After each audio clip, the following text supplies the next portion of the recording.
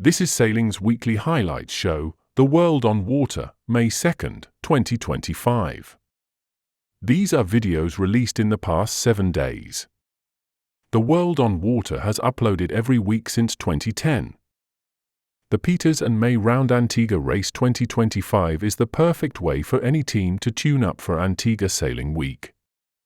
Roy Disney's Pyewacket 70 takes line honors after fierce battle with Lee Overlay Partners 3. Two very different yachts proved to be almost perfectly matched for much of today's challenging and memorable edition of this classic 50-mile course. Sailing with an all-star crew, Roy Disney's turbocharged Volvo 70, Pyewacket, took a narrow early lead along Antigua's southeastern coast.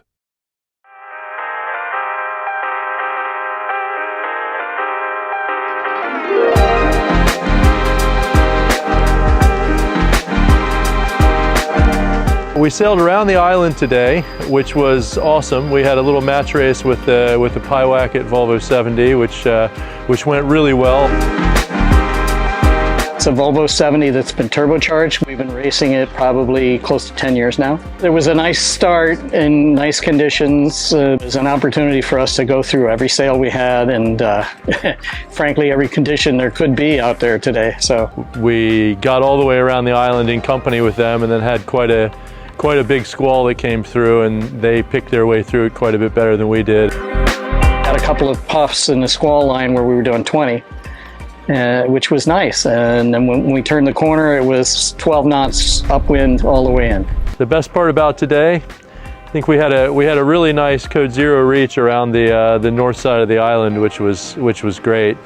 Could have done better, but we had a great time, and the periods of time where we didn't have so much liquid sunshine made it all worthwhile. Rain is like Hawaii rain. It's who cares?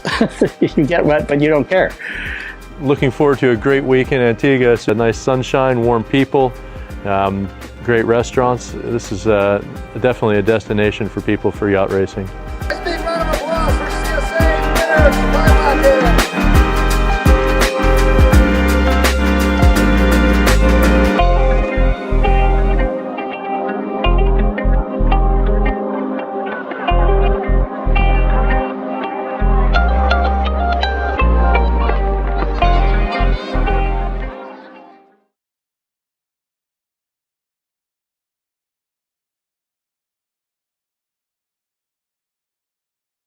The excitement of the presidential 6th International Yacht Races in Çanakkale kicks off with the Istanbul Bosphorus stage.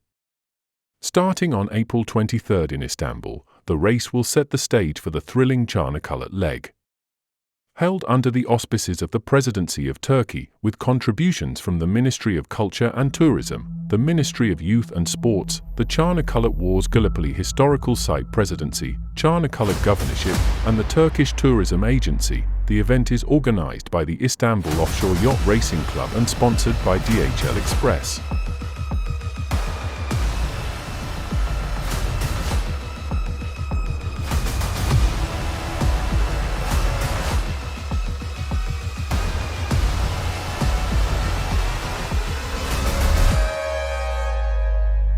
So I'm really excited since today is a special day for us. It's a National Sovereignty and Children's Day. So it's a very special regatta for us.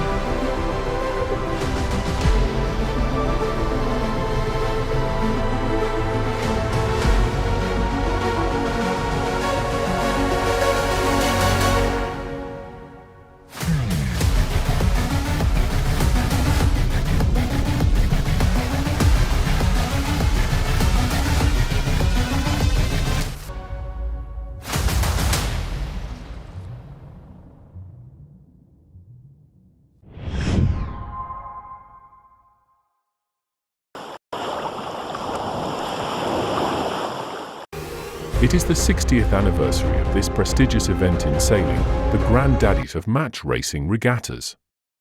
Whilst golf has its green jacket, in sailing we have the crimson blazer of the Congressional Cup. Look down the past winners of the Congressional Cup and it's a veritable who's who of the sport. Connor, Turner, Perry, Davis, Cudmore, Warden-Owen, Gilmore, Dixon, Hutchinson, Davis, Barker, Holmberg, Brady, Baird. The list just goes on and on and on. So winning back-to-back Congressional Cups in 23 and then in 24 was really awesome. Ladies and gentlemen, give it up for Chris Poole and Riptide Racing. The result we achieved in 23, going undefeated, which has never happened, still kind of blows my mind. You know, a lot of amazing Hall of Fame names haven't even won the Congressional Cup. And, you know, to go and do it undefeated and then to back it up and do it the next year against Ian Williams in the final, you know, we can take everyone down.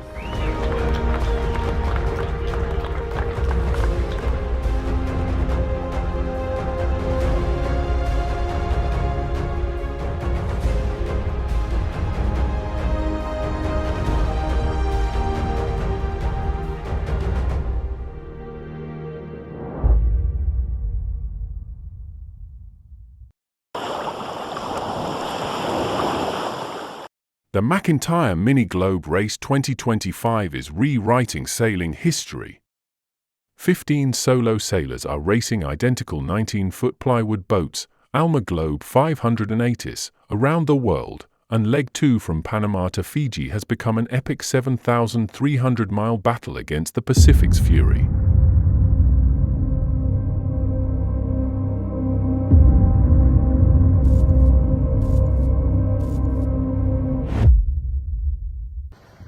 All right, we are on our way to the Marquesas. We have just gone out of the heads out of Panama, which is just behind me. Dad's just in front of me. So we're getting ready for our big 40 to 60 day solo single-handed voyage. Need to put my sunnies on, get some sun cream on, and let's go. Woohoo!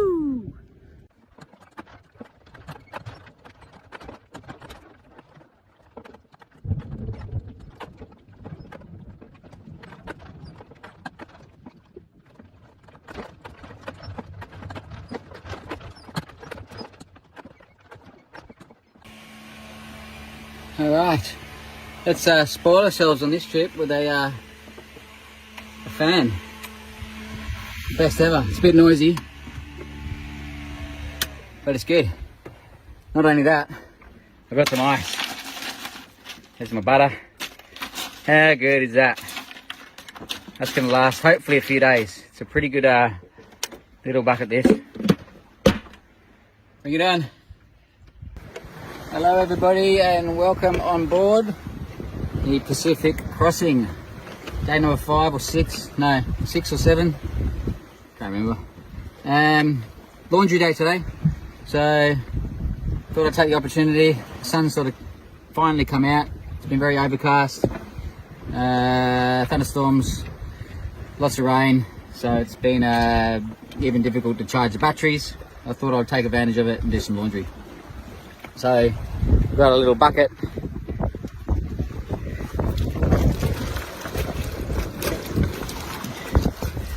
Add our laundry powder into there. Now this is all just salt water because I have to ration all my fresh water supplies. Tried to catch some fresh water last night in the downpour, and it's actually more difficult than what you think. So I might need to have another idea. I've got a funnel and a few other things that I can set up.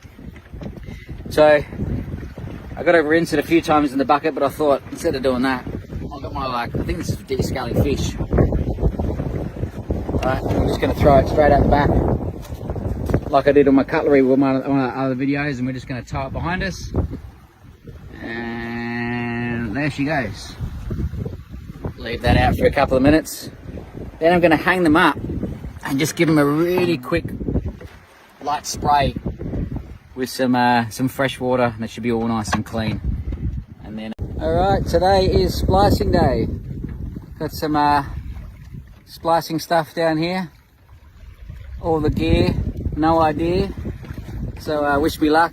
Gonna try to get my furling gear ready so I can make up my continuous line, and I can get it kite up for when we hit the trade winds going across to the Marquesas. All good. Chat soon.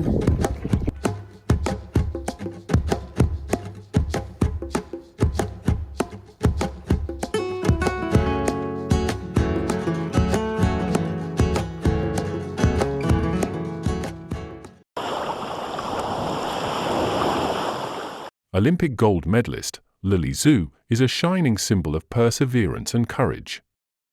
She is good at sailing and a role model for young people. She rose to become an Olympic gold medalist in sailing, the first Asian to do so in the laser radial class. Her journey from a determined 10-year-old girl to a global champion proves that no obstacle is too great when matched with passion, resilience, and a dream that refuses to die. What is in your team emblem? Could you explain it?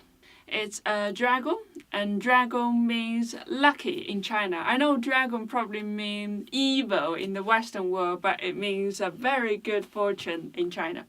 Who is your sailing hero? Ben Ainslie, because he's the greatest Olympic sailor in the world, winning 4 gold and 1 silver. In addition, he had also won the America's Cup with Team Oracle, but I really hope that he can bring the cup back home to the UK as the skipper, Team GB. Say 5 different knots in 5 seconds. Oh, I don't know those in English. Reef? Bowling? Which music make your day? Sailing. I am sailing. I am sailing. I'm not a good singer. Who has the easiest job on the boat? Helm, I think. Physically, definitely helming. Show us what you usually do on the boat. Helming. I've sailed single-handed dinghy most of my life, from Optimist to Europe and to laser radio, which is now Ilka 6 class. Now I'm learning foiling on a Wasp, so the majority of time I'm sailing myself. If I'm switching to a big boat or a keelboat, sailing with a group of people, probably one thing I'm most good at is helming. What's the best meal to eat after a great day sailing? Pasta!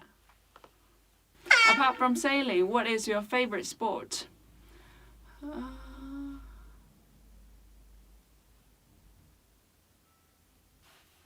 I do a bit of everything, like from cycling, running to swimming, but mainly to keep fit and keep healthy. But nothing can compare with sailing, because I just enjoy sailing so much. The time flies whenever I'm on the boat, so quite often when I go ashore, it's so many hours passed. When I do some other sports, I feel the time so slow, half an hour. So sailing is the best sport in the world. Open the box in the corner, take it and go back to the bench. That's the London Olympic gold medal. It reminds me a lot of the memory back in 2012 when I won this gold in Olympics. This gold medal was the first ever in Asia, and nowadays still the only sailing dinghy gold medal in Asia. I think I not only made a history for my country, but also made the whole Asia proud. And then I remember a lot of people cheering for me on the medal race area. I realized several generations of Chinese sailors dream. Now the real medal is in China Maritime Museum. So if you ever travel to China, to Shanghai, pay a visit to the China Maritime Museum, and you'll see a lot of exhibits that I donated, and hopefully to showcase a bit of my experience and story in order to inspire more people to join the sailing family.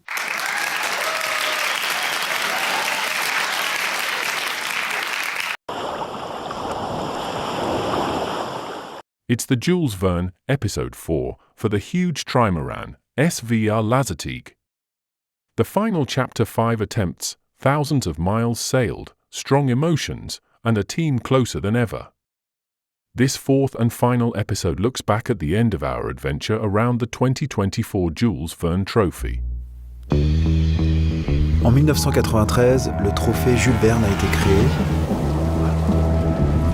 En 32 ans d'existence, il a fallu des dizaines de tentatives par des dizaines d'équipes sur des dizaines de voiliers. Avant de pouvoir graver leur nom sur ce trophée, nombreux ont dû abandonner. C'est un amalgame de carbone. Le jeu est simple. Tourner autour de la planète plus vite que personne et pour y arriver, échouer fait partie des règles. Mais aujourd'hui, comment réussir à accepter que la défaite fasse partie du processus ?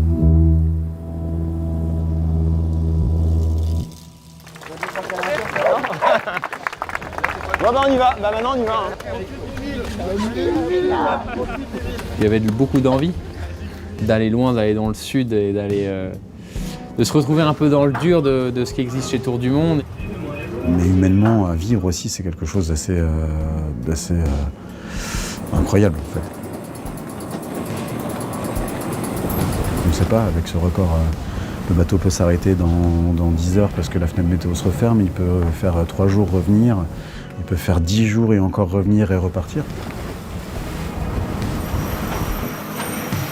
Moi, ça m'arrivait régulièrement de me réveiller naturellement la nuit et premier réflexe, c'était de prendre le téléphone déjà pour voir s'il n'y avait pas eu de message et si toutefois la vitesse pouvait me permettre de penser qu'il y avait un problème sur le bateau. On fait toujours le tour du monde. On est toujours en train de faire du sud, on va plus loin, tranquille. La routine quoi. C'est un match de foot qui va durer 38 jours quoi, en fait. On veut voir tout ce qui se passe à la minute pratiquement, donc non, c'est dès qu'on peut on regarde.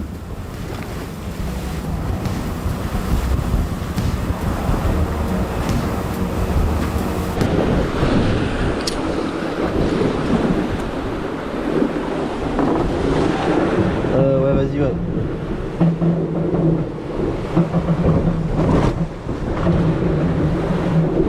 Ok, arrête-toi là. Et essaie de réquer du coup.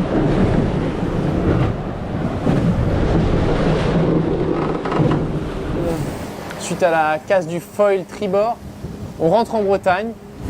Et potentiellement, s'il n'y a rien d'autre de cassé sur le bateau, on pourrait être capable de repartir assez rapidement derrière.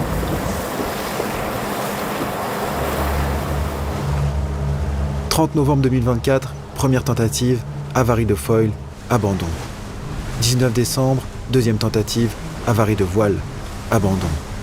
21 janvier, 9 février, troisième et quatrième tentative, fenêtre météo se referme, abandon.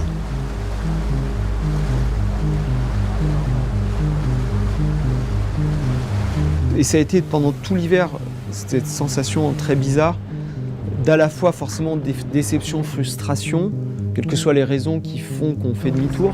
Tu sais que cette tentative-là n'est pas la bonne, qu'on va pas aller au bout. Et malgré tout, il y a de l'espoir. Par contre, ton stand-by, il avance et tu sais que tes possibilités d'avoir des fenêtres ou de faire ton tour du monde, ça se rapetit un petit peu au fur et à mesure. On y croyait à chaque fois. Il n'y a pas un moment où on a fait partir le bateau où on se dit de toute façon il va faire demi-tour, laisse tomber. Avec l'hiver qui s'installe dans les mers du Sud, la 5e tentative qui s'élance le 28 février sera la dernière de l'année.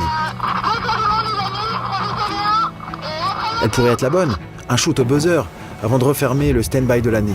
La météo est incroyable, les routages annoncent des records à l'équateur et au cap de Bonne-Espérance. Les 4 tentatives précédentes ont eu le mérite d'échauffer les marins et de donner du temps à l'équipe technique pour cajoler le navire. Les esprits et les corps sont tendus vers cette dernière tentative. Mais quelques heures après le départ, dans une mer démontée, l'un des bouts, maintenant le foil, vient à se rompre et par la même occasion, vient rompre tous les espoirs du trophée Jules Verne cette année. 5e tentative, abandon.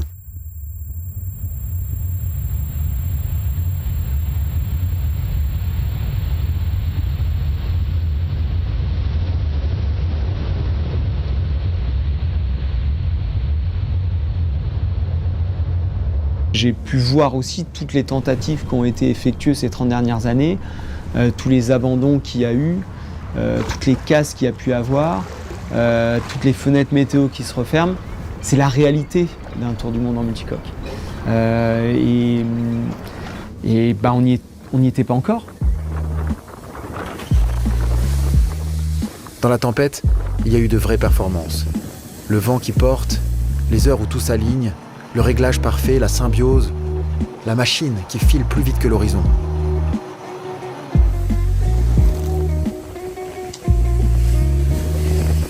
Il faut bien comprendre qu'il y a le côté 6 personnes, ça veut dire qu'il y a toujours quelqu'un qui est capable de régler encore plus le bateau, tirer plus sur les voiles, tirer plus sur les foils, tirer plus sur les systèmes.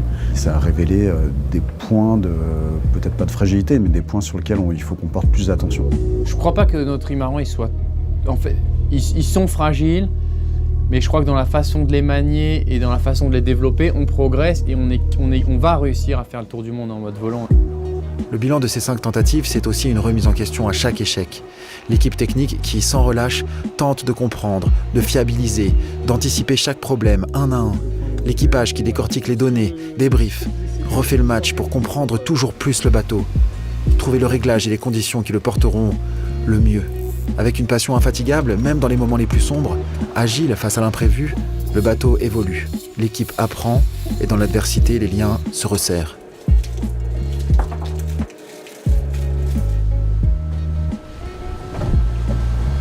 Maintenant que Tom a appris à utiliser le bateau de la sorte, je pense qu'il va faire fonctionner de la même manière. Donc ça veut dire qu'on ne va pas moins tirer dessus. Et Tom saura être à la hauteur de ce bateau et le bateau saura être à la hauteur de Tom, j'en suis convaincu. C'est quoi ton prochain rêve? C'est quoi ton rêve? Gagner la route du Rhum.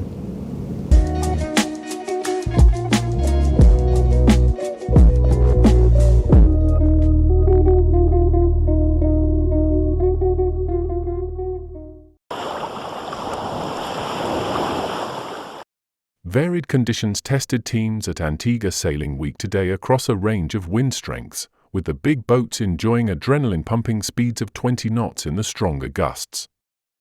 In CSA Racing Class 2, Woody Cullen Swan 58 Wave Walker won both her races, including a victory in the second race by a scant 36 seconds over Don Terwilliger's May02 first 47.7, Dauntless. Committee boat, Blue Moon, over. Still hailing committee boat, go ahead.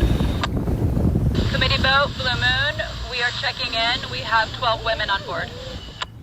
Well, that's a great news for Women's Racing Day. 12 women on board, Blue Moon, copy that.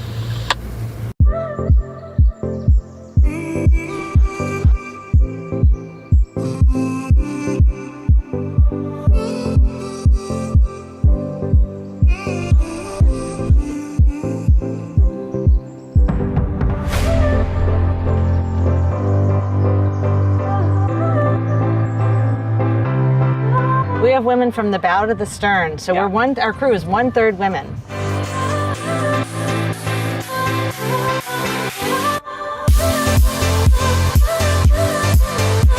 And one of the things that happens at Antigua Sailing Week is that we do have both on the skippering side and on the crew side, but people who are actually in really good, strong, active technical positions. There's an environment that really fosters women and helps women improve and gives women opportunities to do that. We have a great mix of friends and family that we sail with, and we do have professional crew. They're amazing. We love them. And one thing that's super unique about them is they all coach. You know, this is my first race doing jib trim, and it's thanks to the great crew. And it's been women coaching too, a lot, which has been great. Really nice. Everyone is just constantly helping me improve my sailing. I'm just always learning.